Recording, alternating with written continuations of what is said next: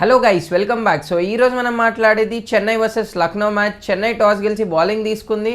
First batting లక్నోది ఉండే. లక్నో నుంచి ఈరోజు మార్క్రమ్ది పర్ఫార్మెన్స్ రాలే, పూరన్ది రాలే, బట్ మార్చ్ పర్ఫామ్ చేసిండు 30 odd runs. దాని తర్వాత ఫైనలీ రిషబ్ పంత్ పర్ఫార్మెన్స్ వచ్చింది, 50+ స్కోర్ చేసిండు ఈరోజు. కానీ చాలా స్ట్రగుల్ అయింది త్రూ అవుట్ ది ఇన్నింగ్స్. స్పిన్నర్స్కి అయితే మరీ ఓవర్ స్ట్రగుల్ ఉండే ఈరోజు. అసలు 100 అహ్మద్ ఇంకా జడేజా వేసేటప్పుడు పేసర్స్కి ఫైన్ ఎండింగ్కి వచ్చినాక కంఫర్టబుల్ అయిపోయి కొంచెం హిట్స్కి వెళ్ళిండు. ఆ టైంలో కొంచెం స్ట్రైక్ రేట్ బిల్డప్ అయింది, కానీ అప్పటి వరకు అయితే ఆల్మోస్ట్ రన్ బాల్ ఆడిండు రిషబ్ పంత్ ఈరోజు. అసలు కంఫర్టబుల్ లేకుండే. దాని తర్వాత అబ్దుల్ సమద్ వచ్చి ఒక చిన్న ఇన్నింగ్స్, బడోని అని.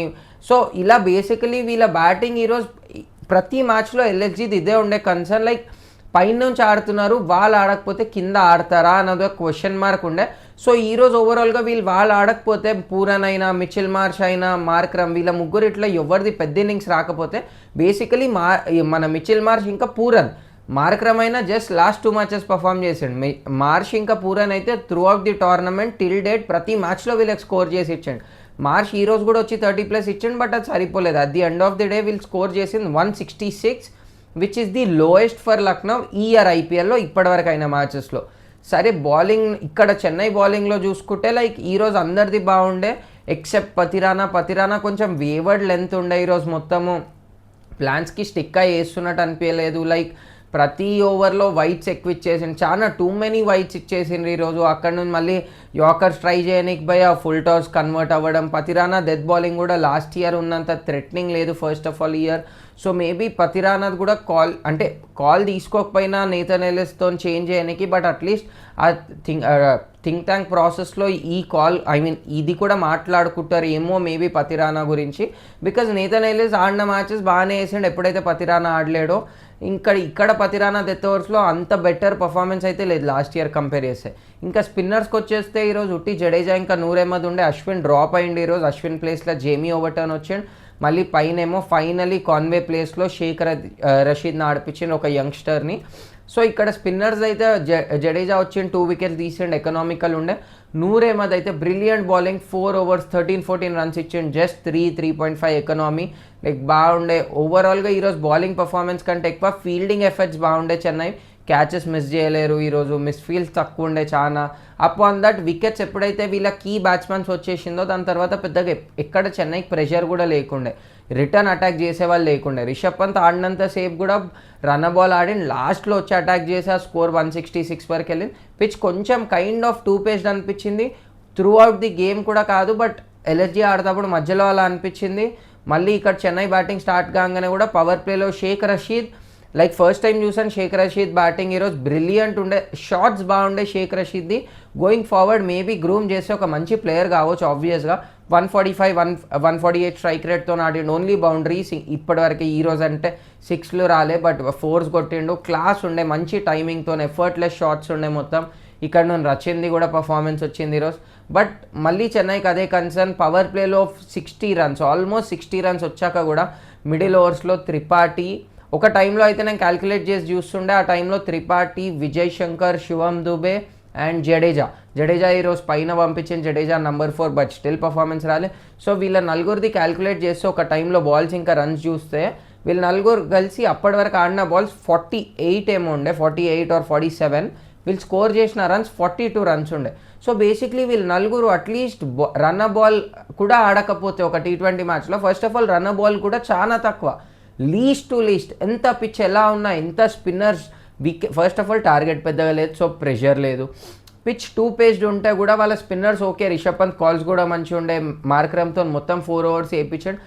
బట్ స్టిల్ ఆ మిడిల్ ఓవర్స్లో కొంచెమన్నా క్యాపిటలైజ్ చేసి అట్లీస్ట్ ఎంత డిఫికల్ట్ ఉన్నా మీరు 48 balls ఆడితే ఒక 55 to 60 runs స్కోర్ చేయడానికి ట్రై చేయాలి. బట్ అది లేకుండా మధ్యలో అదొక ప్రాబ్లం అయింది ఈరోజు చెన్నైకి. మళ్ళీ యాజ్ యూజువల్ ఇంత చిన్న టార్గెట్ని కూడా మళ్ళీ అది లాస్ట్ ఓవర్ 3rd ball వరకు 19.3లో చేజ్ అయింది. ఎక్కడైతే ధోనికి 2 edgesలో 4లు రావడం, మళ్ళీ ఒక 6, మళ్ళీ ఒక బౌండరీ అని. సో ఇలా మెల్లగా స్కోర్ బిల్డప్ అయ్యి అట్ ది ఎండ్ ఈరోజు కూడా మళ్ళీ ధోనియే వచ్చి ఫినిష్ చేయాలి టీంకి మ్యాచెస్ అంటే I don't think so this is right. Like అంతా ఓకే ఫైన్, ఇప్పుడు టీంలో ఉండు, as a wicket keeper, batsmen, captain ఉండు, I agree. But 43 years old అతను మీకు ఈరోజు కూడా ఈ టీంకి అయినే వచ్చి ఫినిష్ చేయాలి మ్యాచెస్ అంటే లైక్ వేరే ప్లేయర్స్ మరి ఇంకేం చేస్తుండ్రు అసలు. ఇప్పుడు త్రిపాఠి అయినా ఒక Shaik Rasheed first match debutant, first match వచ్చి ఆడి కూడా అంత మంచి పర్ఫార్మెన్స్ ఇచ్చిండు.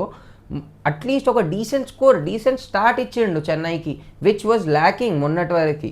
ఈరోజు అదైనా ఉండే త్రిపాఠి ఇంకెన్ని ఛాన్సెస్. మళ్ళీ ఈరోజు అదే విజయ్ శంకర్ విజయ్ శంకర్ ఆ షాట్ కూడా ఆ టైంలో మేబీ నా పాయింట్ ఆఫ్ వ్యూలో అయితే అవసరం లేకుండా ఆ టైంలో, ఎందుకంటే అది వాళ్ళ టీంలో అందరికంటే best spinner as of now వాళ్ళ టీంలో ఉన్నది దిగ్వేష్ షాటి ఈ సీజన్, బిష్నోయ్ కూడా కాదు.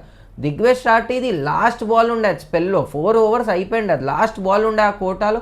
ఆ లాస్ట్ బాల్ నువ్వు స్వీప్ కొట్టడానికి ట్రై చేసి అంటే ఆ హిట్ కోసం ఎందుకు అంతసేపు మెల్లగా ఆడినోన్వి, ఆ ఒక్క బాల్ సింగిల్ తీసుకొని నెక్స్ట్ ఓవర్లో అటాక్ చేసేది ఉండే. అంతనే అటాక్ చేయాలనుకుంటే దిగ్వేష్ షాటి దాంట్లో వెళ్ళి అటాక్ చేసి ఆ లాస్ట్ బాల్ ఫ్రీగా అసలు వికెట్ ఊరికే త్రో చేసిండు అక్కడ విజయ్ శంకర్. మళ్ళీ దాని తర్వాత జడేజా లైక్ నేను మొన్న మ్యాచ్ అయిపోయాక కూడా అనుకున్నా జడేజాది ఇట్లా number 6 number 7 batting order correct కాదు అని. ఎందుకంటే నేను ఫస్ట్ ఆఫ్ ఆల్ జడేజాని అంత పెద్ద ఫినిషర్ లాగా ఎప్పుడూ రేట్ చేయలేను. అంతకైనా జడేజా రాగానే ఆ బిగ్ హిట్టింగ్కి వెళ్ళాడు, ఏదో బౌండరీస్ కొట్టేస్తాడు, 6లు కొట్టేస్తాడని అవుతుంది, కొడతాడు. బట్ అది చాలా రేర్, చాలా తక్కువ మ్యాచెస్లో. Mostly Jadeja is a batsmen, ఎవరికైతే టైం కావాలా కొద్దిగా టైం తీసుకుంటాడు, ఒక 3-4 బాల్ చూసుకుంటాడు, ఒక ఓవర్ చూసుకుంటాడు, దాని తర్వాత ఆ పెద్ద షాట్స్ క్యాపిటలైజ్ చేయడానికి అప్పుడు స్ట్రైక్ రేట్ కొంచెం ఎక్కువ అవుతుంది.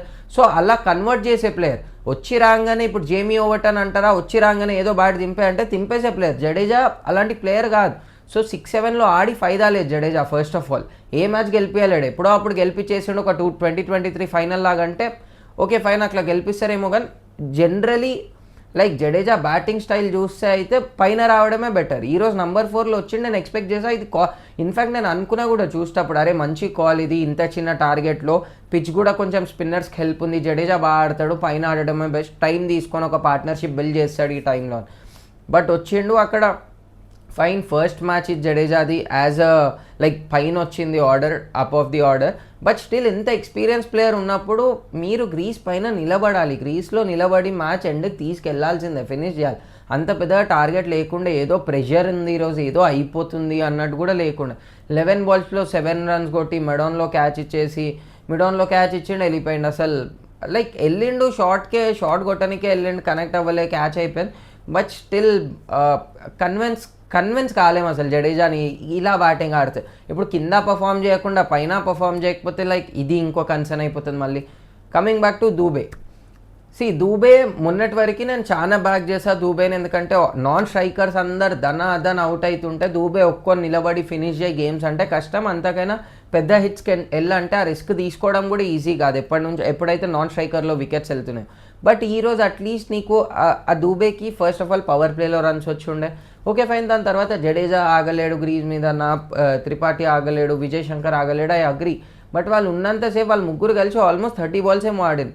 ముగ్గురు 5 overs ఆడినప్పుడు నువ్వు ఆ టైంలో యాక్సిలరేట్ అయితే చేసేద్తుండే కదా. స్పిన్నర్స్నే దూబే కొడతాడని అందరం అంటాం, అదే స్పిన్నర్స్ ఆ టైంలో ఇదేమంటారు రిషబ్ పంత్ యూజ్ చేస్తుండే, ఇటు రాటి అయినా లేదంటే మార్క్రమ్ అయినా.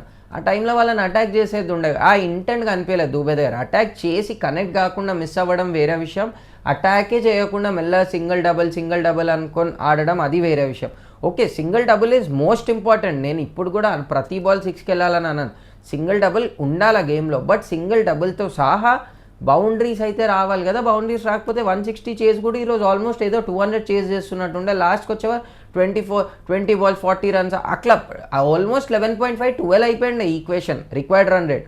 సో ఇంత దూరం ఈ మ్యాచ్ కూడా వస్తే ఇది ఐ డోంట్ థింక్ సో ఇది ప్రాపర్ మ్యాచ్ కూడా అయింది. ఇది చెన్నై కంబ్యాక్ అదంతా అంటే ఫాల్తు మాటలు. చెన్నై కంబ్యాక్ ఏం లేదు, 1 off మ్యాచ్ గెలిచేసేది ఏ టీం అయినా. ఎంత దరిద్రంగా అన్నా 14 matches ఆబ్వియస్గా గెలుస్తారు. సో ఈరోజు ఉట్టి దాంట్లో వీళ్ళు తీసుకున్న డిసిషన్స్లో హ్యాపీ ఉన్నా. ఓకే బ్యాటింగ్ ఆర్డర్ బాగుండే, అట్లీస్ట్ జడేజాని పైన పంపించిండ్రు. నెక్స్ట్ మ్యాచ్లో కూడా ఇలానే త్రిపాఠినే డ్రాప్ చేసి వంశ్ బేడికి ఛాన్స్ ఇవ్వండి, బాగా ఆడతాడు, డిపిఎల్ ఢిల్లీ ప్రీమియర్ లీగ్లో బాగా ఆడిండే. ఇప్పుడు షేక్ రషీద్ వచ్చిండు ఈరోజు మ్యాచ్లో, పర్ఫార్మెన్స్ చేసిండు, చిన్న పర్ఫార్మెన్సే ఉండే, బట్ ఆ టాలెంట్ ఏందో చూపెట్టిండు. Okay he can play in that level అని. సో వంశ్ బేడీకి కూడా ఛాన్స్ వస్తే మేబీ పర్ఫామ్ చేస్తాడు, ఛాన్స్ అయితే ఇవ్వాలి కదా. ఇంక ఇప్పుడు రుతురాజ్కి రీప్లేస్మెంట్ ఒక 17-year-oldని తీసుకున్న ఆయుష్ అని. సో అతనికైతే I don't think so year chances వస్తాయి. అట్లీస్ట్ వంశ్ బేడీకి నెక్స్ట్ మ్యాచ్లో త్రిపాఠి ప్లేస్లో వస్తే బెటర్ అనుకుంటున్నాను. కమింగ్ బ్యాక్ టు ఇటు మన లక్నో బౌలింగ్ అండ్ రిషబ్ పంత్ క్యాప్టెన్సీకి వస్తే లైక్ బౌలింగ్లో రిషబ్ పంత్ బ్రిలియంట్ క్యాప్టెన్సీ ఉండే. ఎప్పుడైతే దిగ్విజయ్ షార్టీని ఇంకా మార్క్రమ్తో నేర్పిస్తుండే స్పెల్, ఆ టైంలో అయితే ఆల్మోస్ట్ పట్టేసుకుండు మ్యాచ్ ఇక్కడ రిషబ్ పంత్. చెన్నై మళ్ళీ ఇక్కడ ఏమన్నా మొన్న మ్యాచెస్ లాగా అయ్యి మళ్ళీ మ్యాచ్ ఓడిపోతారా అని క్వశ్చన్ మార్క్సే ఉండే. ఆ లాస్ట్లో వచ్చి ఎంఎస్ బ్యాట్ నుంచి ఆ ఎడ్జెస్లో 2 4లు, ఒక బౌండరీ, మళ్ళీ ఒక 6, దూబేది 2-3 4లు, ఆ టైంలో ఒక 6 అని అవన్నీ వచ్చే వరకు అయితే ఆల్మోస్ట్ మ్యాచ్ లైక్ లక్నో మళ్ళీ తింపేసింది మ్యాచ్ వాళ్ళ సైడ్ అన్నట్టే ఉండే ఆ టైం వరకు. బట్ స్టిల్ నేను అనేది రవి బిష్ణోయ్ 3 ఓవర్స్లో మంచి స్పెల్ వేసిండు. రవి బిష్ణోయ్ ఎందుకు ఓవర్ ఆపిండు? లైక్ ఎవ్రీ క్యాప్టెన్ ఏ మ్యాచ్ చూసినా ఎంఎస్ స్ట్రైక్లోకి రాగానే స్పిన్నర్కే వేపిస్తాడు. ఇన్ఫ్యాక్ట్ నేను అనుకుంది బిష్ణోయ్ని ఆపిందే అందుకు, లైక్ ధోని స్ట్రైక్ రాగానే ధోనికే ఆ ఓవర్ వేపిద్దాం, సో దట్ లైక్ ధోని చూసాం కొట్టగలుగుతాడా లేదా అదంతా సెకండరీ, కొట్టనికైతే వెళ్ళాడుగా ఫస్ట్ బాల్, ఆ డాటే ఉంటుంది ఎట్లయినా, డాట్ సింగిల్ డబుల్ ఇవే చూస్తాడు, స్పిన్నర్స్ని అటాక్ చేయడానికైతే వెళ్ళాడు ధోని. ఇది చాలా రోజుల నుంచి చూస్తున్నాం, ప్రతి టీం ఇది చేస్తుంది. సిఎస్కేతో మ్యాచ్ ఉంటే ఆబ్వియస్గా ఒక స్పిన్నర్ది లాస్ట్ ఒక ఓవర్ పెట్టుకుంటుంది, సో దట్ ఎంఎస్ వచ్చినప్పుడు ఆ ఫస్ట్ ఓవర్ వాళ్ళతోనే వేయించవచ్చు. ఈరోజు ఆ ఓవర్ ఉన్నాక కూడా ఎందుకు మరి ఆ కాల్ తీసుకోలేడు, అసలు ఏపీయకుండా శార్దూల్కి ఇచ్చేసిండు. లైక్ అది అప్పటి వరకు అర్థం అవ్వలేదు అసలు. నేనైతే ఎక్స్పెక్ట్ చేస్తుండే బిష్ణోయ్కి ఇస్తాడని, బిష్ణోయ్కి ఇవ్వలే, శార్దూల్కి ఇచ్చిండు. అక్కడ నో బాల్స్ అని, ఎడ్జ్లో బౌండరీస్ అని, అది ఇది ఆ ఓవర్ పెద్దగా అయిపోయింది, మ్యాచ్ టర్న్ అయిపోయింది. Overall at the end of the day Chennai finally second match గెలిచింది. లక్నో 7 మ్యాచెస్లో 6 మ్యాచెస్ ఐ బిలీవ్, 6 మ్యాచెస్లో ఇప్పుడు 3rd డిఫీట్ లక్నోది. సో ఓవరాల్గా రెండు టీమ్స్, ఇటు లక్నో అయితే ఆబ్వియస్గా పైన ఉంది, వాళ్ళకి పెద్ద కన్సర్న్ కాదు ఇన్ ద సెన్స్ వీళ్ళు పూరని ఇంకా మార్చి ఆడకపోతే ఇదా వీళ్ళ బ్యాటింగ్ అని అదైతే వాళ్ళకి ప్రాబ్లం ఉంటుంది. ఇన్ఫ్యాక్ట్ వాళ్ళు బ్యాటింగ్ ఆడేటప్పుడు కూడా ఆ లెఫ్ట్ రైట్ కాంబినేషన్ నాకు ప్రతిసారి ప్రతి టీంలో చేస్తే అర్థం అవ్వదు అసలు. మిల్లర్ది అగైన్స్ సిఎస్కే లైక్ రన్స్ చూస్తే క్రేజీ బ్యాటింగ్ ఉంది మిల్లర్ది, స్టాట్స్ కూడా అగైన్స్ సిఎస్కే బాగుంటుంది. బట్ ఈరోజు రిషబ్ పంత్ ఆడేటప్పుడు వికెట్ ఎప్పుడైతే నాన్ స్ట్రైక్ బడోని అవుట్ అయ్యిండో ఆ లెఫ్ట్ రైట్ కాంబినేషన్లో అబ్దుల్ సమద్ని పంపించిన ఆ స్కోర్స్ రాలే. మేబీ ఆ ప్లేస్లో మిల్లర్ వస్తే ఐ బిలీవ్ ఒక 10-15 రన్స్ అన్న ఎక్కువ ఉంటుండే. ఆ 10-15 రన్స్ ఎక్కువ ఉంటే ఆటోమేటిక్లీ చెన్నై ఇంకా ప్రెషర్లో ఉంటుండే. సేమ్ ప్రతి మ్యాచ్లో అయినా ఈ మ్యాచ్ కూడా చెన్నైకి మళ్ళీ ఆ పేస్ కంటిన్యూ చేసి పవర్ ప్లే అయినాక కూడా దాన్ని ట్యాకిల్ చేసుకొని ఆ రన్ రేట్ బిల్డప్ చేసుకుంటా చేస్ చేయడం చాలా కష్టమవుతుండే ఈరోజు కూడా. ఇన్ఫ్యాక్ట్ ఓడిపోతుండే అని ఐ బిలీవ్. 166 టార్గెట్, ఆ ఎండింగ్లో అన్నీ కలిసి వచ్చేసినాయి, మ్యాచ్ గెలిచేసాను కానీ. బట్ నిజంగా ఇది 180 ఉంటే అయితే చాలా కష్టమవుతుండే ఆ పిచ్ మీద చెన్నై చేయడం. మేబీ అక్కడ ఒక కాల్ మిస్ అయింది, ఎల్ఎల్జీ మేనేజ్మెంట్ నుంచి మిల్లర్ని పంపిస్తే బెటర్ ఉంటుండేనేమో. అండ్ రిషబ్ క్యాప్టెన్సీలో బిష్ణోయ్ది ఒక ఓవర్ వేయించుంటే ఐ బిలీవ్ అప్పుడు ఎంఎస్ వికెట్ రాకపోయినా ఓవర్లో 3-4 రన్సే వస్తుండే. మేబీ ఓవర్ అయితే ఒకటి కంటైన్ అయిపోయి ప్రెషర్ ఉంటుండే చెన్నై మీద. అదొక పాయింట్ మిస్ అయిపోయింది, మళ్ళీ ఒక క్యాచ్ డ్రాప్ చేసింది. సో ఎల్ఎల్జీ నుంచి ఈరోజు కొన్ని ల్యాప్సెస్ ఉండే, బట్ వాళ్ళది 1 ఆఫ్ డే అనే అనుకోవచ్చు. దే విల్ కమ్ బ్యాక్, వాళ్ళు మంచి సైడ్ బాగా ఆడుతున్నారు క్రికెట్. ఇటు చెన్నైకి వచ్చేస్తే చెన్నై ఇప్పుడు చాలా ఎర్లీ, ఇది కమ్ బ్యాక్ అయిపోయింది, ఇంకా ఇదే ఫైనల్ ప్లే ఆఫ్ ఫైనల్ ఆడేసారు, కప్పు కొట్టేసారు, ఇది చాలా ఎర్లీ. ఈరోజు మ్యాచ్ చూసాక కూడా Chennai gave a good competition. ఈరోజు మ్యాచ్ గెలిచిండ్రు, యంగ్స్టర్స్కి ఛాన్స్ ఇచ్చింది. ఫైనలీ అశ్విన్ పర్ఫార్మెన్స్ బాగాలని డ్రాప్ చేసి ఓవర్ టర్న్ని తెచ్చుకుని. సో బేసిక్లీ అలాంటి కాల్స్ బాగుండే. గోయింగ్ ఫార్వర్డ్ అట్లీస్ట్ త్రిపాఠిని తీసి వంశ్ బేడీకి ఛాన్స్ ఇస్తారని నేను అనుకుంటున్నాను, బికాజ్ ఈరోజు షేక్ రషీద్కి ఇచ్చిన అలా ఏమని ఇస్తే బాగుంటుంది. ఇట్స్ ఓకే, ఇక్కడ నుంచి ఇంకా మ్యాచెస్ ఓడిపోయినా గెలిచినా ఇట్ డజంట్ మ్యాటర్. నా ఫీలింగ్లో అయితే ఇట్ డజంట్ మ్యాటర్ అన్లెస్ మీరు మళ్ళీ ఏదో 4-5 గెలిచేసి ఆ ప్లే ఆఫ్ కంటెండర్లోకి వస్తే కనుక. అప్పటి వరకు అయితే ఏ ప్లేయర్ కన్నా ఛాన్స్ ఇవ్వండి, యంగ్స్టర్స్కి ఇట్స్ ఫైన్, వాళ్ళు వచ్చి ఆ ఎక్స్పీరియన్స్ తీసుకుంటారు at least going forward next year టోర్నమెంట్కి. సో ఈరోజు వీడియోకి ఈ మ్యాచ్ కోసం అయితే ఇంతే. రేపటి మ్యాచ్కి వచ్చేస్తే పంజాబ్ వర్సెస్ కేకేఆర్. ఇక్కడ శ్రేయస్ అయ్యర్ వర్సెస్ కేకేఆర్. ఏ క్యాప్టెన్ అయితే కేకేఆర్కి ట్రాఫీ లిఫ్ట్ చేయించిండో అదే క్యాప్టెన్ అగేన్స్ట్ ఆ క్యాప్టెన్ రేపు ఆడాలి కేకేఆర్. శ్రేయస్ అయ్యర్ అయితే వస్తాడు, ఎలా అయినా రివెంజ్ తీసుకోవాలని. రివెంజ్ కూడా కాదు, ఇన్ఫ్యాక్ట్ ఆ కోపంలో వస్తుండొచ్చు, ఎందుకంటే అంత పెద్ద చేజ్ అయిపోయింది మన ఎస్ఆర్హెచ్తోని, లైక్ వీలప్తోనే. సో ఆబ్వియస్గా కోపంలో వస్తాడు. అండ్ దాని మీద కేకేఆర్ వదిలేసింది లాస్ట్ ఇయర్ ట్రాఫీ గెలిపించినాక ఇదే శ్రేయస్ అయ్యర్ని. సో ఆ రివెంజ్ మీద కూడా వస్తాడు. శ్రేయస్ అయ్యర్ రేపు పర్ఫామ్ చేసి ఇన్ కేస్ కేకేఆర్ని అంటే ఆ టీం ఓడిపోయింది, పంజాబ్ గెలిచిందంటే ఆల్మోస్ట్ పంజాబ్ది ఇంకా ఈ మ్యాచ్ గెలిచినాకైతే పంజాబ్ నెక్స్ట్ ఆర్సీబీ ఉన్నాయి బ్యాక్ టు బ్యాక్, అప్పుడు మజా వస్తుంది.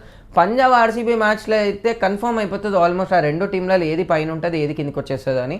ఇటు కేకేఆర్ రేపు ఓడిపోతే 7th మ్యాచ్ వాళ్ళది, రేపు ఓడిపోయినంటే వాళ్ళు 7 మ్యాచెస్లో 3 wins. ఎక్కడైతే చెన్నై ఇంత దరిద్రంగా ఆడి 7లో 2 ఉందో, ముంబై 6లో 2 ఉందో, ఎస్ఆర్హెచ్ 6లో 2 ఉంది.